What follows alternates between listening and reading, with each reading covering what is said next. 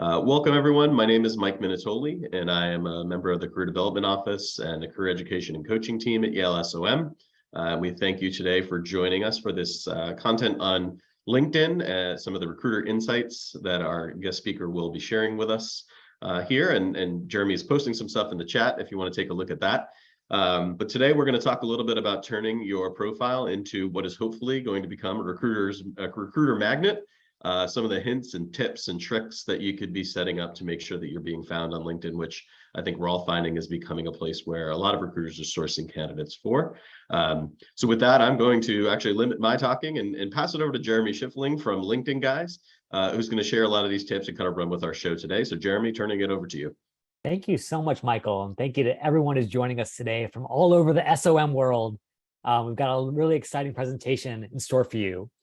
And just want you to know that this is being brought to you by the alumni team, by your alma mater, and by this dedicated group that includes Brendan and Michael behind the scenes. So in true SOM fashion, please give some love to your alumni team leaders right in the Zoom chat. It's going to be a very interactive session. And so I want you to warm that up with maybe some words of praise, a little shout out to SOM, or maybe even your favorite emoji, just to kick things off. So go ahead and share that in the chat. And we'll be coming back to that again and again as we go through today's session. So that being said, a little bit about your speaker today. You know, I'm coming to you as a business school grad myself. And actually, just one thing, I think Abhinav raised his hand. Abhinav, let me allow you to talk real quick. Abhinav, did you have a quick question before we started? Actually, the chat is muted somehow. I had a feeling about that, Abhinav, when I saw that there were no messages coming in. Let me just see if we can get that going here. Attendees can chat with everyone. Is that better, Abhinav? Yes, thank you so much. Okay, thank you for calling that out. I love that. Abhinav is obviously a much more engaged MBA than I was. I was the one like hiding out in the back row, trying to avoid the professor's gaze and cold call. And Abhinav actually is helping us out. So I love that. That's a difference for an EMBA student, actually. So I'm an EMBA student. There you go, Abhinav. That's so cool. Okay, so I'm coming to you as a fellow MBA grad. And, you know, I've had this really privileged career. Like I've had a chance to work not just as a kindergarten teacher at the start of my career, but for all these cool companies with an education focus in the tech space. But the one place that I really loved working was LinkedIn, and specifically guiding their education team to serve students, to serve alumni as they explore careers around the world. And I want to share with you today the insider secrets that I learned at LinkedIn that I've been sharing with alumni at Kellogg and GSB and all these schools around the country and the globe to help you score the career that you're excited about. So whether it's career change or just sort of climbing up the opportunity ladder, we're going to make sure that you walk away with what you need to be super successful. And I want to start with 3 core principles. And the first is, this is really an important one because Deborah had just shared in the chat that she graduated in '97. It's pretty much in the last 2 decades, hiring has changed more than it had changed in the previous century. And the reason I say that is that we all kind of have this mental model of, you know, recruiters in the 20th century listing jobs in the classified section, people finding it in their newspaper, applying for it. It was a pretty manual process. But as you can imagine, pretty painful for all parties, both the recruiter and the job seeker. And then around 2004, 2005, along comes LinkedIn. And LinkedIn says, what if we could break up this never-ending cycle of putting out ads, having people find them, having them respond? What if you as a recruiter could just search through all the world's talent and find the exact right person? Wouldn't that be so much more efficient? And so recruiters, who are no fools themselves, got the message instantly. Basically, in the snap of a finger time-wise, the entire recruiting world has shifted over to LinkedIn, with pretty much everyone using LinkedIn, and some recruiters, many recruiters, only using LinkedIn because it's just that much more efficient. You know, the average recruiter in America juggles 30 to 40 open jobs. Each one attracts about 250 resumes on average. So if you do that simple math, you are talking about 5 digits worth of resumes for a recruiter to juggle. Why deal with all of that pain when you could just go on LinkedIn and find the perfect person? That's why it's so great for recruiters. The only problem is, even though recruiters have made the switch, only a few job seekers out of the larger talent pool have really gotten the message. And in fact, I was one of those people who was relatively slow to change. So even after I got out of business school, I was still applying for job ads the same way that my father and my mother and my grandfather and my grandmother had 50 or 60 years before. The problem is that there was a much better way, a way to churn the tables where instead of going out there and begging for opportunities, I could have recruiters from those exact same companies coming to me and begging for me to consider their firms. And I think this is where we all want to be in our careers, where instead of trying to constantly hunt for opportunity, trying to track down opportunity, what if opportunity came to us? And so that's what I want to challenge you all to do today, is to turn those tables and not just be a job seeker, but a job hacker. And to do that, I want to give you a really clear sense of how recruiters use LinkedIn, the 3 steps they go through, and then how you can hack each one of those steps to give yourself maximum advantage. And I want to tell you that just like at your SOM experience, you're going to get out of this session exactly what you put in. So first of all, as a former teacher, old habits die hard. And yes, there will be pop quizzes, but unlike SOM, they will not be graded. It's all for learning. Number 2, I would love for you to not just listen and learn, but to actually volunteer, to do the stuff that we're talking about today live on the site with me, because that's way more exciting than any bullet point, and it will really bring the session to life.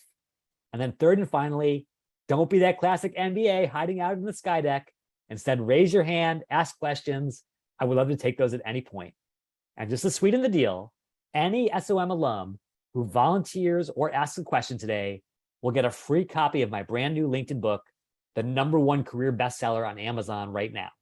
So just for being a little bit brave, you're going to help your classmates and help yourself. Okay, that being said, let's put ourselves into the recruiter mindset. So imagine now you're a recruiter. Could be any top company in the world, Google, Goldman, McKinsey. You can imagine. What is the first thing that that recruiter is going to search for when they come to LinkedIn? Are they going to search for degree? Show me an MBA recipient or an MBA holder. Are they going to search for school? Show me someone from SOM, GSB, HBS. Or are they going to search for function? Show me a product manager, a banker, or consultant. So I see that Abhinav says C, John says C, Hannah says C, Tembi says C, Felipe says C, Carl says C, Deborah says C. Every single person across SOM Nation is saying C, and you're absolutely correct. And to prove it to you, let me now show you the single most important screen in the entire hiring process that almost no job seeker even knows exists, except for you, because you're now in on the secret. And indeed, this is LinkedIn, but it's not the free LinkedIn that you and I use all the time. This is LinkedIn Recruiter, a $10,000 per year per seat tool that every recruiter still pays for because of what I shared at the beginning. It's the only tool in the world with access to all of the world's talent. That's why it's a goldmine for recruiters. That's why you and I have to understand how it works. And as you correctly intuited, it's all about focus and it's all about function. I don't need a random SOM grad or a random MBA. I need someone who can do the specific role and solve my company's specific pain. And the challenge is, so many students and even alumni often have these very generic profiles where it just focuses on what they used to be, not what they want to be in the future. And so to help you figure out your focus and where you want to be headed at the next stage of your career, what I would love to do is take one brave volunteer, and you can volunteer just by raising your hand right on Zoom. And when you volunteer, you will get access to a free copy of this book and help your classmates understand this really critical process. So if you're feeling brave today, just raise your hand or say I'm in the chat, and whoever is first will get that first opportunity. So today it's going to be John. So John, thank you so much for being so brave. I just gave you the ability to turn on your audio. I'd love to chat with you. How are you, John? Very well. How are you? Doing awesome. And John, tell me, what did you study at SOM? When did you graduate? And what have you been up to since? I'm class of 1994 with 3 concentrations: marketing, finance, and strategy. Ooh, cool. And then where has life led you since SOM? After SOM, I moved from back east to Silicon Valley in technology for the last 20, 25 years with HP and Sun and IBM, I've been doing independent consulting for the last 4 or 5 years. That's awesome. And when you think about your next play, are there certain pathways that really appeal to you in terms of, I'm thinking about getting into this space or that space? Well, that's a good question. I'm looking to transition a bit from tech, still apply tech, but I want my next role to be something with greater social impact. I'm a little late to the party and wanting to do that as an SOM alum, but I am pretty committed to doing that. An area of interest that I've developed is in electric vehicles, which will combine tech and reduce carbon emissions.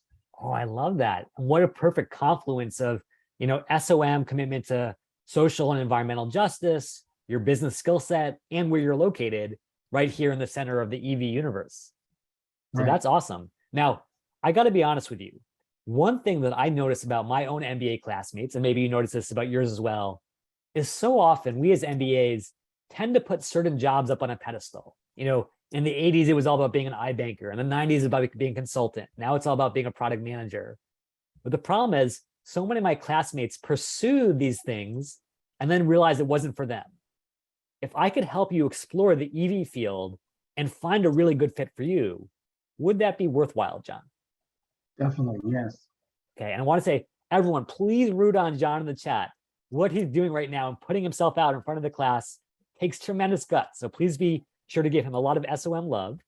And John, if you want to learn about the EV space, who would you want to speak to in particular?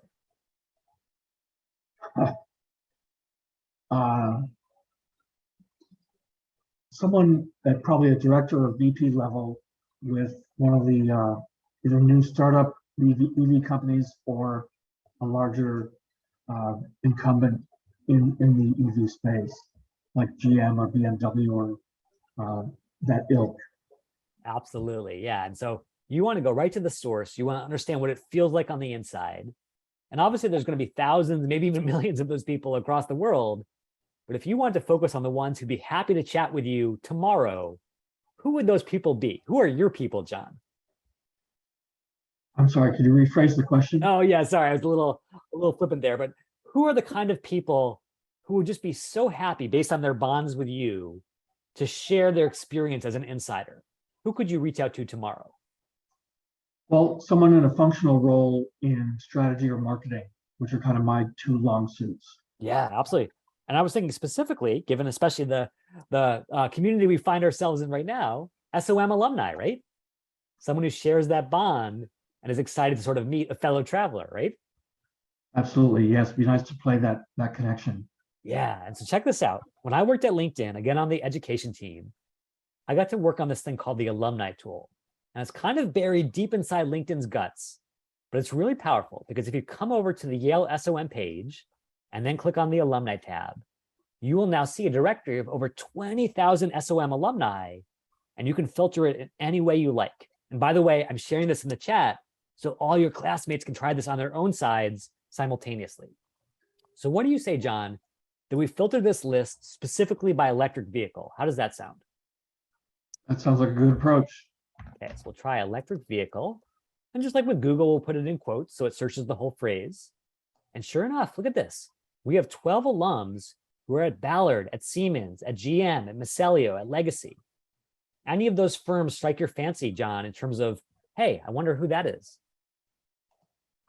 Yes, all of the above. All of the above. Okay, so we can just scroll on down. Obviously, you can filter by whatever you like. So you can filter by where they live, where they work, even their functional area or what they studied at SOM. But in this case, why don't we go with this person who, as you said, is a director of strategy? I think this could be a good person for us here. So this person has director of strategy role, doing some interesting stuff around electric vehicles. If we want to learn from Gaurav, what button would you click on this screen here, John, to strike up a conversation? Well, I'd want to hit the message button and give him a compelling message that will entice him to strike up a conversation with me on the phone. Yeah. And there's only one catch. LinkedIn says, good for you, John, Now just fork over your credit card and pay us $100 a month to access LinkedIn Premium. If I told you there was a way that you could avoid putting that money into my pocket as a Microsoft shareholder, would you be interested, John? Yes, I would. Okay, so let me show you this. So instead of doing that, you click connect and you click add a note. And now you're reaching out to Gaurav with a personalized note without paying LinkedIn a cent. So less for me, but more for you. And that's what's important. So what are you going to say to Gaurav? What's your message going to start off with? Hi, Gaurav. As a fellow SOM alum, I'd appreciate your help with regard to my interest in the EV space. Yeah, I love that. And just out of curiosity, when you were growing up, John, what did your parents tell you about talking to strangers? Don't talk to strangers. Exactly. So did my parents. What do you think Gaurav's parents told him? Probably the same. Exactly. And so here you are, 30, 40, 50 years later, Gaurav's instincts say, oh, I better click delete. It's a stranger.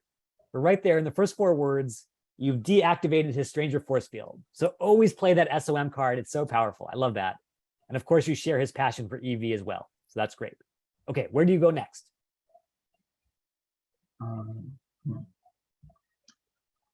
It would be great to speak with you on the phone to compare notes. Love it. So this is kind of your call to action now, using that marketing background. Let's link and set up a time to speak convenient with your schedule. Yeah, I love that. Okay, so beautiful. There you have in 2 sentences, everything you need to get connected. It doesn't cost you a cent, but it's so much more powerful than just guessing at what the EV space is like. I'm going to share that in the chat because I love what you shared there, John. So powerful. Okay, so now, big moment of truth. Gaurav says, hey, anything for a fellow SOM alum, got to put good karma into the SOM universe. What are you going to ask Gaurav in this conversation that can help you figure out if his path is the right one for you?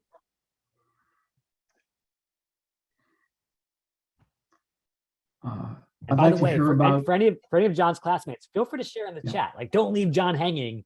Give him a lot of SOM love by suggesting ideas. But yeah, what was your thought, John? It would be great to hear about your experience in the EV space and how you got into it. Yeah. And I'd appreciate the opportunity to pick your brain on how I might best position myself. Yeah, I love that. This is the kind of stuff that you're not going to get just by reading blogs, right? It's going to be like the EV space is booming, Elon Musk, Tesla, blah, blah, blah. But what Gaurav's going to tell you is the real deal of what's happening on the inside. These are our challenges. This is what we're up against. This is what we're looking for in terms of talent. And you can leverage that inside knowledge to do 2 things, John. Yes, position yourself for the role, but even before that, decide if you want the role in the first place, right? Because what if Gaurav says, here's what it involves, here's what it takes. And it turns out those exact things that he talks about are your kryptonite, the things you hate doing in your past jobs. Does it make sense to dive down a road that's not a good fit for you? Yes. Yep. Yeah. And so you're going to be that savvy MBA who says, you know what? There are a lot of shiny objects out there. We all have shiny object syndrome as MBAs, but I'm not just going to focus on what's shiny. I'm going to focus on what fits me personally. And I love that attitude, John, because I think that's going to take you well into the next stage of your career. So thank you for being an awesome volunteer. And I'll be sending you a copy of this book this afternoon. Okay, John? Great. I'll look forward to it. Awesome. Thank you so much, John. I got to say, John has crushed it because a lot of times I think even as alumni, we're like, oh, I don't want to bother someone or it's going to take a lot of work. This is the kind of thing you can do right now in the webinar. So if you're excited about EV, sustainability, fintech, AI, whatever it might be, find some alum from the SOM space, reach out, build that connection. You never know where that opportunity will lead. Okay, so with that said, let me just pause for a second to see if there are any additional questions. By the way, you can ask questions in 2 ways. You can raise your hand or you can ask right in the chat. And if you've got any questions, I will also give you a copy of this book just for sharing those questions with the group. Let me just pause right now, see if you have any questions about the Alumni Tool or reaching out to alums. Okay, I think everyone probably feels pretty good about that. Now let's get back to LinkedIn Recruiter. So next question for you. Which profile section on LinkedIn do you think gets the most love from LinkedIn's search algorithm? Is it A, the work experience, B, your recommendations, or C, your headline, that little piece of text that lives below your name?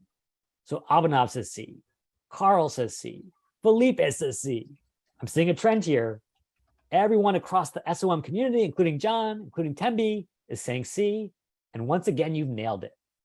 And to prove it to you, let's dive now into the guts of LinkedIn Recruiter. So here I am as a recruiter looking for a project manager in Chicago with the skill set. And lo and behold, look who rises to the top of my screen. Not just random candidates, but the exact candidates who match my keywords. And there's one place in particular where that match is hyper relevant, and that is the headline.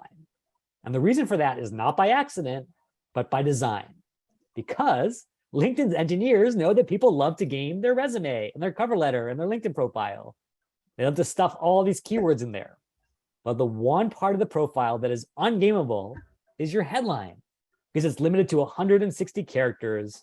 So it must therefore be a really concise statement about who you are and why you're relevant. And that's why the headline gets additional weight. That's why it's the first section that you must master. So to bring this entire profile development process to life, to actually give you a sense of your most important keywords, I would love to give out a free profile makeover to the first person to raise their hand right now. And I believe that person is Noah. So Noah, if you're game, feel free to turn on your mic. I'd love to chat with you.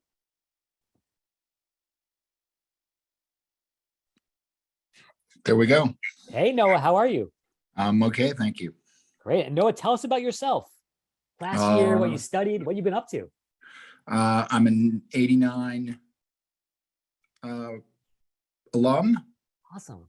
got an MPPM, Wow. changed it to an MBA. I had started my career in real estate and nonprofit work. I started a nonprofit in New York and then got the bug to do emerging markets. This was the Glasnost period. So Yeah. I got a fellowship through SOM and to do work in Germany. And then the wall came down and I spent the next 15 plus years living in Europe, doing emerging markets, investing with a little bit of time out for technology. Wow. And then moved back to the States, continued my investment work in emerging markets. I had my own fund Cool. doing investing in Eastern Europe, and then kind of had family transition. And so I closed my business down and got more involved in education work and social wow. impact work and nonprofit stuff. So it all came full circle. Came full circle. Most recently, I've been running a housing and homeless organization. But truthfully, I need to get back into the capital raising world, which I was in, Yeah. and make more money Sure. and do something in the social impact world, because I have experience in new markets, education, housing. So I'm a marketer and a capital raiser. I love that. And so that's what I'm looking for. I got to just say, Noah, I'm realizing right now in retrospect, I should have gone to SOM because you guys are my people. Like here I am, a kindergarten teacher, a nonprofit guy, I work at Khan Academy. I love that sort of combination of business and social justice. So cool. Now, Noah, tell me this. What is the job title that you want to be found for on LinkedIn if you were to sort of imagine the dream recruiter, the dream employer that's searching for your talent today? Well, I have to tell you, I've been previously looking to stay in the nonprofit world and, run a nonprofit, but I realize I need to make more money, and Sure. It's a difficult lift. So the title would be investor relations, capital raising, business development for impact investing. Okay, I love that. And obviously, we can talk in a second about how do you sort of get all those keywords in there. Let's just start with IR as just sort of a simple example, and then we can build on that, okay? Mm-hmm. Okay, so first of all, before we even pull up your profile, Noah, let's just test out this hypothesis I've shared with you, that the headline is so critical. So imagine that I'm searching for an investor relations professional to maybe lead my IR team. And here I am as a recruiter searching on LinkedIn. What do you happen to notice about Omari, Paul, Aaron, and Claudia? What do they all have in common? Why are they at the top of my screen? Because it says investor relations right up front, obviously. Exactly. Yeah. And not even just in their title per se, it says it in their headline. So if you ever doubt, like, hey, was Jeremy giving us the straight scoop about the algorithm? It really is driven primarily by the headline, because that's that ungameable section. So with that in mind, Noah, would you mind if I pulled up your profile, not to criticize it, but to shower it with love? Happily do so. Just Okay.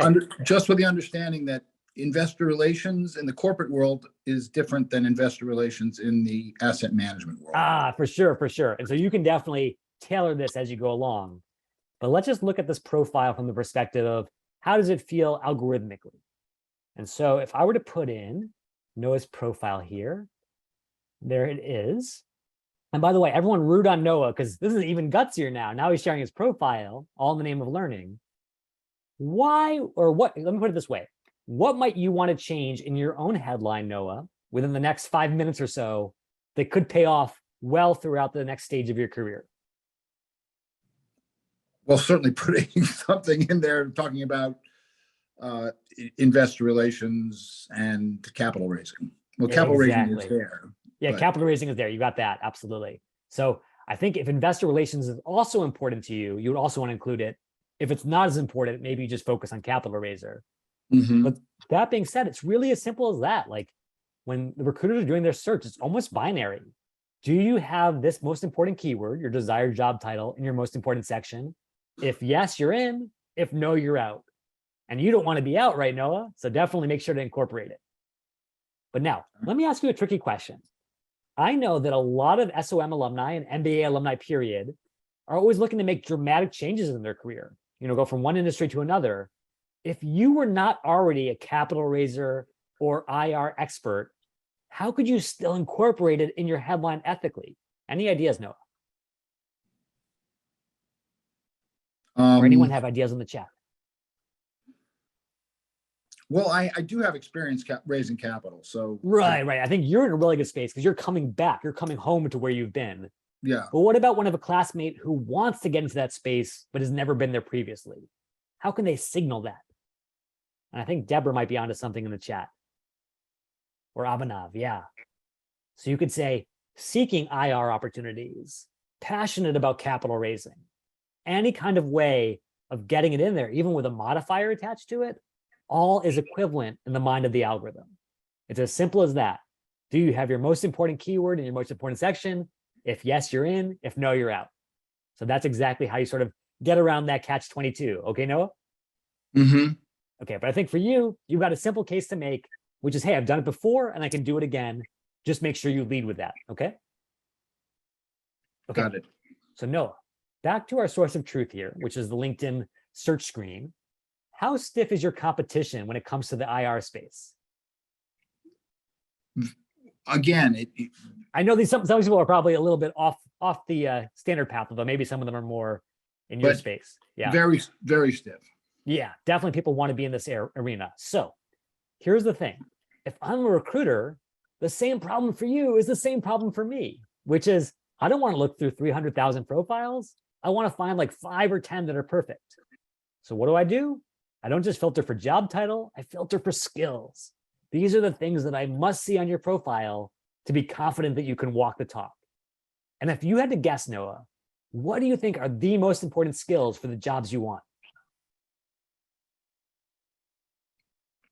I don't know if there is a skill for capital raising, but that's okay. Maybe just capital raising, right? Yeah. Yeah, totally. What about for the IR side? Capital raising, business development. Capital raising, business. Okay, beautiful. And what if I were to tell you that instead of just guessing at it, we could actually go right to the source of truth? Because there's somewhere on LinkedIn, Noah, that recruiters are handing you these skills every single day. Any guesses where that might be? And if anyone knows in the chat, let us know. Where do recruiters give you these skills? Aha, Stefan or Steven has it. The job listing, Christopher's got it. Right inside the job postings, even though these job postings can often be really hard to figure out, there is all the stuff that's really important, right? So maybe things like you said, business development, institutional sales, analyzing, pitching, prospective investors, all this stuff, investment portfolio. And so what if I told you, Noah, that I could give you the gift of X-ray vision so you could see right into the LinkedIn algorithm and see how you're stacking up on these keywords? Would you be interested to see your score? Sure. Yeah, I love that. And so I want you and everyone else across the SOM world to come over to jobscan.co. And the reason that JobScan is so powerful is it will give you what LinkedIn will never tell you, which is the truth about how you're stacking up today. So what you're going to feed it is either your resume or your LinkedIn profile, and then you're going to feed it a specific job that you're really excited about. So we might go ahead and grab this job and just paste it in to get a sense of how you'd stack up. Does that make sense so far? Yeah, I'm not entirely sure how to do this, but go to JobScan and you're entering both the job and your own profile. That's right. And just to be clear, this same kind of scan is happening millions of times a day in two different places. It's happening on LinkedIn every single time a recruiter runs their search. LinkedIn scans all 800 million profiles instantly and comes up with the score. And by the way, it also happens when you apply for a job with your resume. Every single company has an ATS, an applicant tracking system, that also generates the score. And that's how recruiters decide if it's worth spending time on your resume. So that's why it's so important to know your score, right? Okay, so I'm going to log in here, and then let's see what it says. Okay, let me just paste it in one more time. My apologies. Okay, so we've got your profile, we've got your job description, we click scan, and check this out. No, it's going to tell you right up here what your score is, what your match score is, so you can know exactly how you stack up. So here's the match rate, and right now it's saying low. So maybe that can explain why you're not having recruiters reaching out to you today, because you're not rising up to the top of the screen. But what's most important to know is what you can do about it. And so if you come on down here, you can see the things that they're calling for. Experience with growth strategy, with asset management, with value proposition, with financial products, with institutional sales. And so my question for you, Noah, is do you actually have experience with some of these things? Yes. Yeah. And so if you want to get credit for the stuff that you've actually done, which you're not getting credit for today, where on your profile could you list that? In the about? Yeah, absolutely. So like, I'll just give you a little shortcut here. On my own profile, I'm always thinking about how do I serve my two audiences, both the recruiter and the algorithm. So for the recruiter, because I know they're so busy, I give them a really tight synopsis of who I am and what I can do for them. But for the algorithm, I list out all the skills right out of JobScan that I want to be found for. And by the way, I'm going to share this in the chat. If everyone wants to use that format, not only can you have that 1-2 punch of recruiter and algorithm, but you can also paste in my bullet points and have that nice formatting to help those busy recruiters. Does that make sense, Noah? Okay, so about section is one place. Where else could you list those skills? Within the, within obviously the job, the certain job. Yeah, the experiences. And so let me ask you this question, Noah. On your actual resume sitting on your hard drive, do you have maybe slightly more expanded versions of these bullet points where you spell out all the things you did, when you were building your fund? I mean, I have them, sure. Yeah. How many times a day are those bullet points sitting on your hard drive being scanned by recruiters? You see where I'm headed, right? Yeah. And then if those same bullets were on LinkedIn with all their incredible keywords, how many times would they be scanned a day? I see. Literally millions, right? And so every single time a recruiter is searching for your skill set today and not seeing them, that's a missed opportunity for you. So simple thing to do is take all those beautiful bullet points right off your hard drive, get them right onto LinkedIn where they can be found. And then finally, there's Well, an are you entire... saying, Yeah. are you saying essentially translate your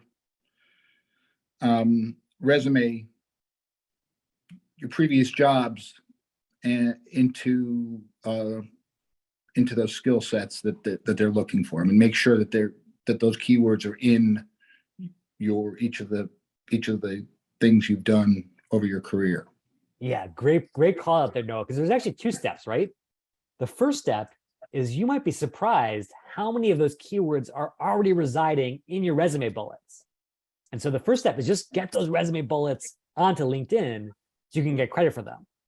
But that said, if you review your resume bullets against the job scan listing and you say, oh my goodness, I actually spoke about it in a slightly different way, translate, like you said, it's a perfect word, Noah. Translate it from the language of your last job to the language of your next job. And that way you can mark yourself as an insider. Okay. Mm-hmm. Great call out. Asset. Yeah. But it's called Job Scan. Yeah. Jobscan.co. And the link is in the chat. And literally you put a prospective job into Job Scan, and these things pop up.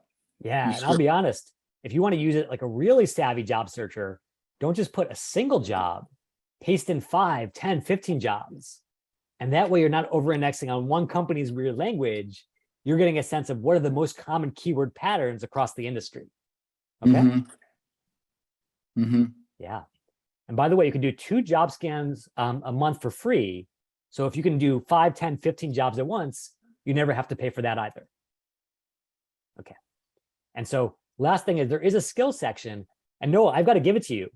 Most MBAs and alumni that I speak to has 10, 15, 20 skills here. You have maxed out with 50. And I love that because this is the easiest single place just to list out these skills to be found for them. So bravo to you, Noah, on nailing that. But they're not necessarily the skill. They're not necessarily exactly the skills that you're telling me that these job searchers are looking for. Or I haven't matched them up. And I think that's the tricky part about career change, right? I guarantee you that almost everyone on this call right now has been reached out to by a recruiter on LinkedIn.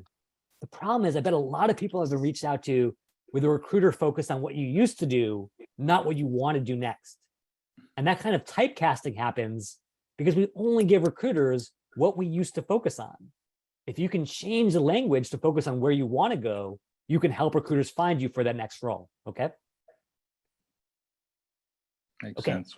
So Noah, I know it's been a while since SOM, but would you mind if I assigned you one last homework assignment with a promise, and my apologies to your SOM professors, that this might be the most important homework you ever do across your life? Keep going. Okay. Noah's like, I'm intrigued. Tell me more. And so as you can probably guess, what I would love for you to do, Noah, is I would love for you to figure out what are those most important keywords and then get them into your profile. So I'm gonna run this one more time, just so I have this here. And what we're gonna do for Noah is we're gonna figure out the things that he must nail if he wants to be found for these incredible opportunities. So I do my scan, I come over to my skills list, and then Noah, the reason I say this is the most important homework is this is the homework that's directly tied to being found for your dream job. So Noah, I got to thank you. You've been an amazing volunteer today. You absolutely rocked it. Thank you so much, Noah. Thank you. Okay, so Noah is on his way. And now, before we move on to our next section, I want to pause to get a sense of what questions you have about LinkedIn profiles. I know there's normally a lot of questions about the cover photo, the headshot, the about section, endorsements. Anything is fair game. And if you want to ask a question, just raise your hand on Zoom or put it in the chat, and I will take all comers and give you a free book just for putting that question out there. So let's see what questions you have. Okay, I believe there was a question from Hannah early on. Hannah says, how does using creator mode affect our profile when it comes to searches? Great question, Hannah. So creator mode, as you probably have seen if you've been playing around on LinkedIn recently, is this new thing that LinkedIn has offered under the resources section on your profile, which is basically designed for exactly what it says, people who want to be creators or thought leaders. And so what you can do is you can feature topics, you can do LinkedIn Live, kind of audio sessions, you can send off newsletters. And again, if you want to build your business on LinkedIn, if you want to become a thought leader in your space, this is really great. However, I wouldn't recommend it for someone who's just looking for a job, pure and simple, because one thing that it does is it actually changes your connect button to a follow button. And that way, it's a lot harder for people to connect with you because a follow is a lot weaker than an actual connection. And I would argue that at the end of the day, you want to build a large and diverse network of connections, not just random followers. So I would only turn on creator mode if you want to be that classic thought leader or that classic business creator. If not, just leave it off. Great question, Hannah. I love that. Okay, let's go to a question from Deborah. Many of us have done different jobs in many different fields. Do we just remove no longer relevant ones from our resume? Such a good question, Deborah. So Deborah, my thought about this is one of the beautiful things about LinkedIn is you are now freed from the tyranny of 8.5 by 11 inches. And you know what I'm talking about, that idea that you have to fit your entire career onto one page of your resume. Obviously, because LinkedIn is a website, you have almost unlimited content. And the beautiful thing about the algorithm is it can search it all in the blink of an eye. So my recommendation, Deborah, is that if any of your old work is at all relevant to your new work, try to find a way to get credit for that without just throwing it out. As an example, I used to be a kindergarten teacher, but then I wanted to become a tech marketer. So look what I did. I didn't get rid of all that experience. I just changed the language. So when I talked about Teach for America or teaching in Brooklyn, instead of talking about helping kids and changing lives and all that good stuff, I talked the language of tech marketing, word of mouth marketing campaigns, driving record increases. And that way I made it relevant, even though it was in a different context. And so if it's completely irrelevant, Deborah, if it was like a lifeguard job 30 years ago that has no bearing, totally feel free to leave it out. But if there is any bearing whatsoever, get credit for it. Great question. Okay, let's see. Nina, I will follow up with you on LinkedIn. Nina was asking about, like, do you do other sessions, independent coaching? Happy to chat about that offline, Nina. That's a great question. But Nina says, how important are endorsements? So this is a great question. So if you look down into the skills section, you will now see that everything is littered with endorsements. You got endorsed by this person. You got endorsed by that person. It seems like a great idea in theory, because this could help recruiters figure out how strong you actually are at a given skill. There's only one little problem. Endorsements has been too successful for LinkedIn for its own good. And what I mean by that is when endorsements first came out, everyone was endorsing everyone for everything. My own mother endorsed me for everything from astronomy to zoology, two topics I know nothing about. And so that same mom problem has plagued LinkedIn's data scientists ever since, because they're just not sure how credible those endorsements are. And as a result, if you come back to the source of truth, there is no way for recruiters to filter based on endorsements because they're just not credible enough. That being said, the one thing that is really credible for recruiters is recommendations. And you might say to yourself, hey, those recommendations seem great, but they're buried at the bottom of my profile. Who's going to actually see them? Well, here's the interesting thing about recommendations in the context of LinkedIn Recruiter. If I was to click on Emily's profile, her recommendations would not appear at the bottom of her profile, but at the very top. And that's because as a recruiter who's really busy and never gets that third-party validation that Emily is as good as she claims, it makes it really easy for me to see, hey, Emily is an actual rock star. I can put my reputation on the line for hers. So definitely don't worry about endorsements, but do get 1 or 2 high-quality recommendations from a boss or a client to help you stand out. Okay, Christopher says, when looking for a CFO level role, is it better to put CFO in the headline or Chief Financial Officer? Oh, such a good question, Christopher. So it is true that LinkedIn's algorithm is not completely dumb, and it does do some of that unpacking where it knows that CFO and Chief Financial Officer are the same. That being said, if you want to be absolutely certain about it, it probably wouldn't be a bad idea to include both. That way you cover all your bases. And so no matter what a recruiter searches for, it's like ding, ding, ding, we have an exact match. So again, if you're running out of characters because you only have 160, totally fine to have one variation. But if you've got more space to work with, get credit for both. Good question, Christopher. Victor says, how much weight is placed on location? Oh, great question, Victor. So location, as you can see here, is often a binary switch on LinkedIn. If I say I only want people in Chicago, I will not see people in LA. I will not see people in New York, no matter how qualified they might be. That being said, what is happening more and more, obviously here in 2022, is that recruiters are open on location. They're open to, hybrid and work from home and all of that. So I would say the weight placed on location, which used to be really crushing, either in or out, is now kind of flexible. And what you can do for the first time is a couple of things. Number one, on your profile, you can signal, I am open to work, not just in a specific location, but also hybrid, also remote. And in addition, you can come to the job section and you can search for jobs that give you exactly what you want. So on-site, remote, hybrid, all that is available. Okay, let's see here. John says, I tried to copy your summary that you shared in the chat into Word doc and it didn't work. Hey, John, try this. Try copying it from my actual profile and try to copy it right into LinkedIn.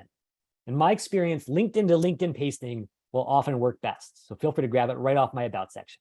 Great call. Okay, James says, is it possible to disable showing my activity on LinkedIn to others? The classic boss question. How do I make sure my boss doesn't see that I'm active on LinkedIn? Well, here's what you can do, James. When you make edits to your profile, so for example, you come down here, you're editing your experience, what LinkedIn will say is, do you want to notify your network? And make sure that you turn this off. And that way, if you're changing your descriptions, your experience, you're adding more bullet points, no one is being notified about that. Just make sure it's in the off position, and now you're in stealth mode. Great question, James. Okay, I know we're running out of time, so let's do this.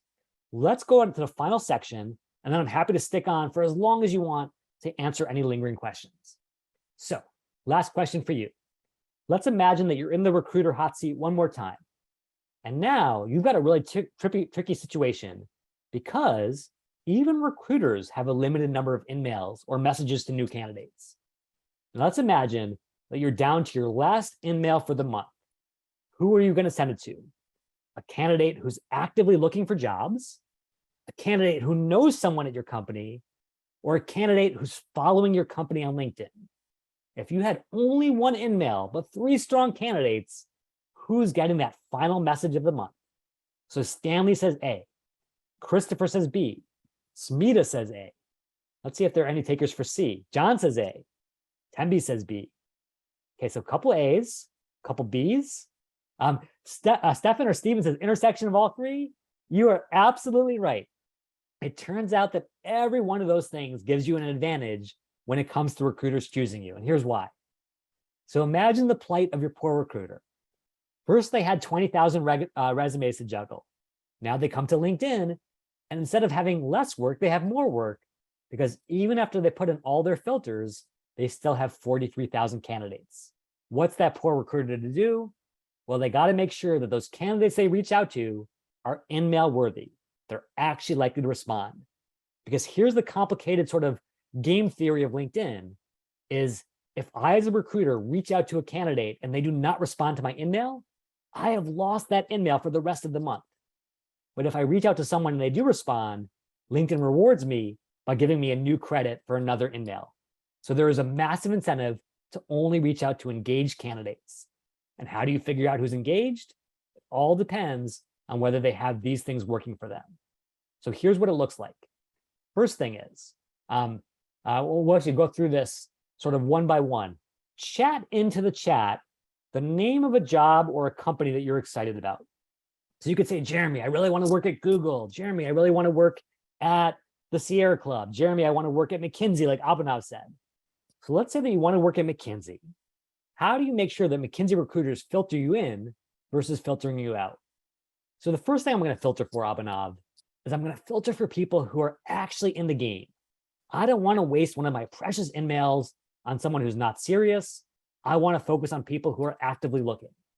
And so what I do as a really savvy job seeker is I come to my profile, I come to open to work, and I turn on my bat signal.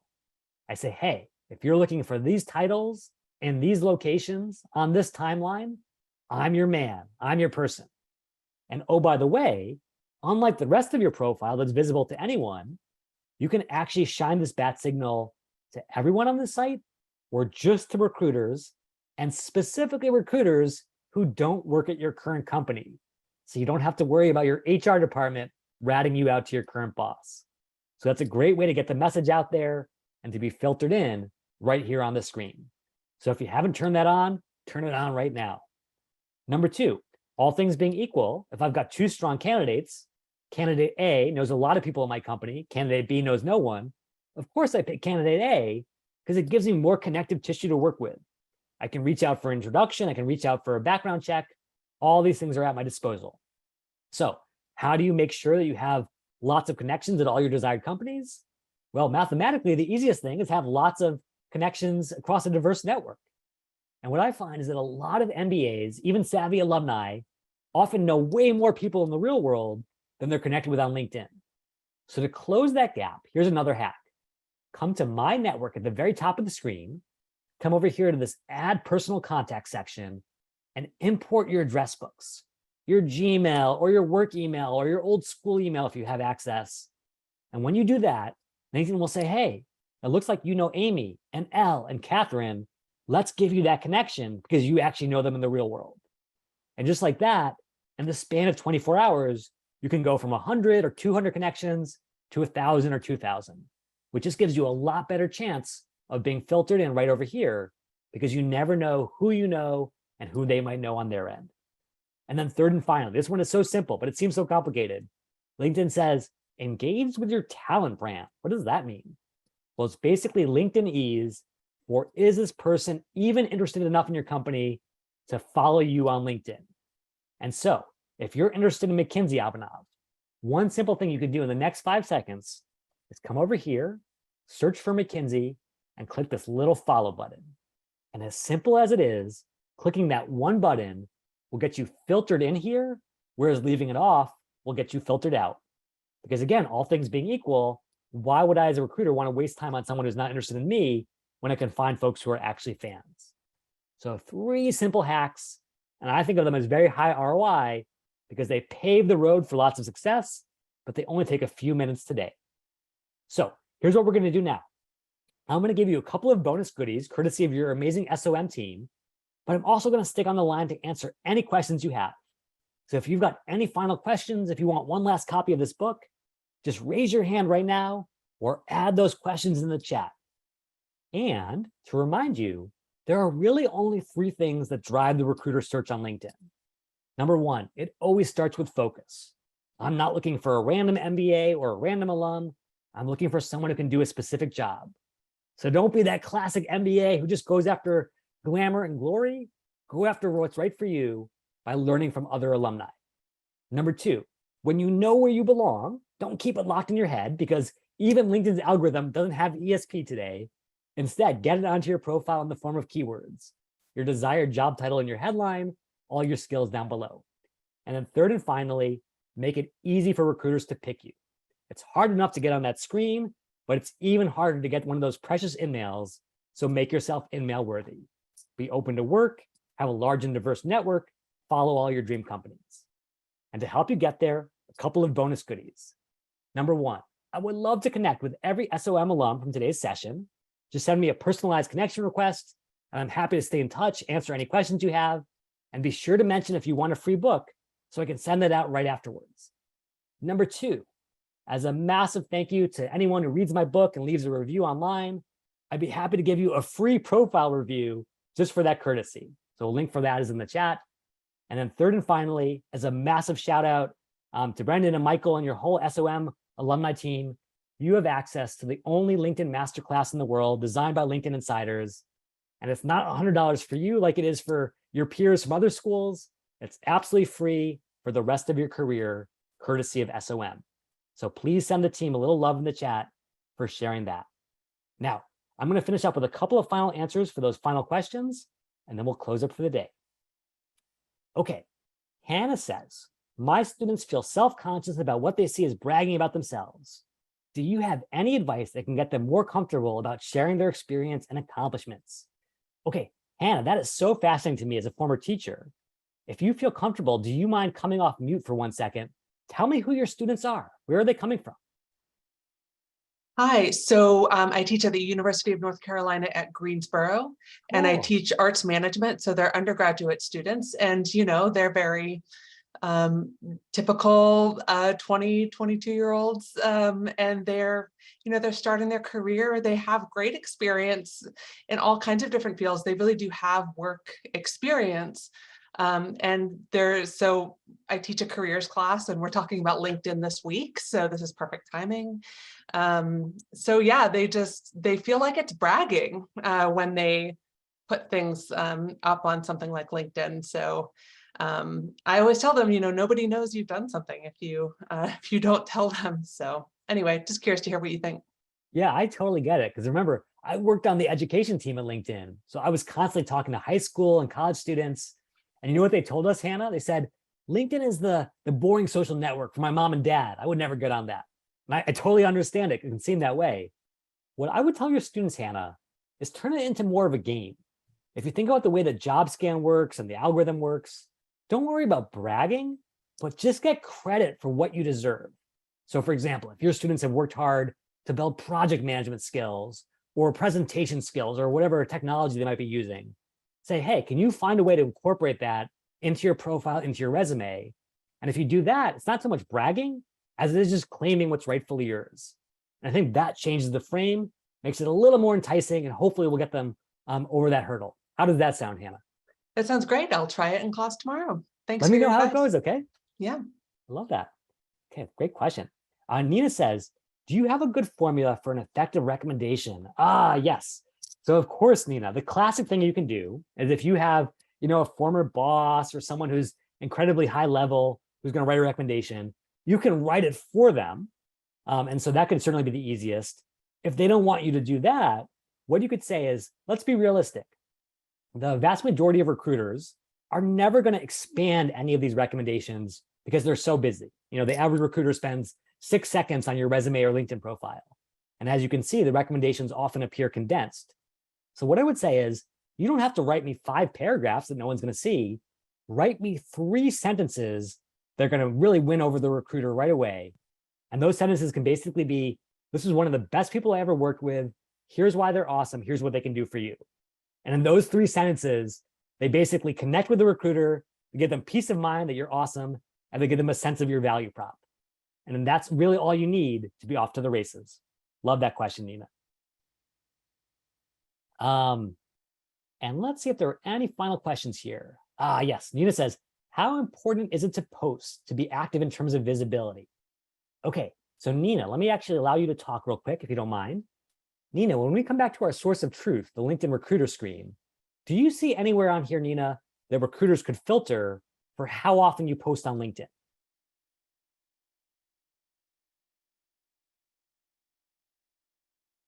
And we may not be able to have Nina hop on. That's no worries. The answer, of course, is no. There's nowhere on this site where a recruiter will filter for that. And if you were to ask a recruiter, do they actually want to filter for that kind of thing? They would say, no, I'm way too busy. All I care about is, can you do the job? Would you be credible? Are you going to make me look good in the interview room, or are you going to humiliate me? And so how much you post on LinkedIn has no bearing on that decision, maybe unless you're a social media manager. And so really just focus on the keywords that are relevant, not just posting a million times for posting's sake. Now, of course, there are different use cases for LinkedIn. And maybe your use case is you want to build your business, you want to be a thought leader. Posting can be really helpful, but that's a different use case than what we're talking about today. Anything else you want to add there, Nina? Okay, sounds like we're good. Oh yeah, mic problem, no worries. John says, can you share your last slide again for the links? Absolutely. And by the way, John, I'm going to be sharing this slide with your alumni team so they can send it out with the recording. And then Abhinav says, can you give some pointers on how to add a summary? Absolutely, Abhinav. So if you come back to my profile, what you will see is that with everything I do on LinkedIn, I'm always thinking about my 2 audiences. How do I serve the recruiter who's really busy? How do I serve the algorithm that craves keywords? So for the really busy recruiter, I say, you know what? You don't want to read my whole profile. You don't have time to read my whole profile. Can I knock your socks off in 3 bullet points in terms of, here's who I am, and how would you like to have all this goodness working for your team? That gives them the confidence. They don't have to read the rest of the profile. They have someone they can believe in. But to even be found in the first place, I know that the keywords are what's driving their search screen. And so that way I layer in all the most important keywords straight out of JobScan so they can find me. And oh, by the way, because I know recruiters have a limited number of in-mails, even if you've run out of in-mails for the month, I've thrown you a life preserver. Here's another way to get in touch with me that won't use up a precious in-mail. Great question. Okay, Nick says, and this is such a great question maybe to close on, are company ATS systems dead? They check both the ATS and LinkedIn. Yes, Nick, I'm so glad you asked this because this sort of zooms us out to the holistic picture of job searching in 2022. So there are two complementary processes that pretty much every recruiter uses. So number one, ATS systems are not dead. Every single company in the world has one. And for those who are unfamiliar, an applicant tracking system is basically a customized piece of software that captures your resumes when you apply online. And so if you apply for a job, you can be guaranteed that ATS will process it. And by the way, it will use an algorithm that's identical to LinkedIn's. It will search for your keywords, it'll match them with a job description, and it will either put you higher or lower based on that. So the first thing you can do for yourself, Nick, is make sure your resume is optimized. So when you apply for jobs, you rise to the top of the ATS and the recruiters read your resume. But number two, let's be honest, recruiters don't want to spend thousands of hours reading resumes when they can just go up and scoop up the best talent on LinkedIn. So that's the parallel process. And to make sure you win at that game, you want to apply the exact same technique, Nick, which is get all those keywords, all those great bullets into your profile, which makes you findable, which makes you highly desirable, and allows you to be picked up by recruiters on the prowl. And that way, if your resume and your LinkedIn are in good shape, you have the yin and the yang of LinkedIn both working for you. Great question. Yeah, and you're right, Nick. Applying on ATS can definitely feel like a black hole. Keyword optimization can help, but one thing I'll say, and we didn't have time to cover this today, is when you want to really stand out for a recruiter, don't just apply online and leave it at that. Find someone on the inside who can go to bat for you. Because all else being equal, a recruiter would absolutely prefer someone who's being referred versus a stranger who applies on their own. So go back to that Yale alumni database, find fellow Yaleys on the inside, and have them go to bat for you with the company by giving you a referral, because that can help you get found, help you get picked. Great question, Nick. Okay, I apologize that we're a little bit over time, but I want to bring it back to Michael and Brendan. Anything else that you guys wanted to call out in terms of today's session? Any other words of wisdom for our amazing alumni? I think we're good on our end, but thank you, Jeremy. This was great. I think everybody learned a lot, and we appreciate your time today. Oh yeah, my pleasure. Well, huge shout out to the incredible folks who hosted the session. Please give them a little more love in the chat. To our amazing volunteers who made it so much more exciting than another boring PowerPoint. And to everyone for joining and really investing in this community and this process. I wish you tremendous success. Have a great week, everyone. Thanks so much, Jeremy. Cheers all.